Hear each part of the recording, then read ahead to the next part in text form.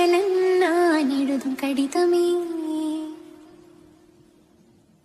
பொன்மணி உன் வீட்டில் சௌக்கியமா, நான் இங்கு சௌக்கியமே.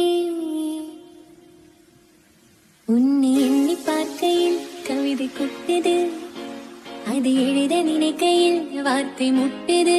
ஓ கண்மணி அன்போட காதலன் நான் எழுதும் பொன்மணி உன் வீட்டில் சௌக்கியமா, நான் இங்கு சௌக்கியமே. கண்மணி அன்போட காதலன் நான் எழுதும் கடிதமே. DJ Sachin.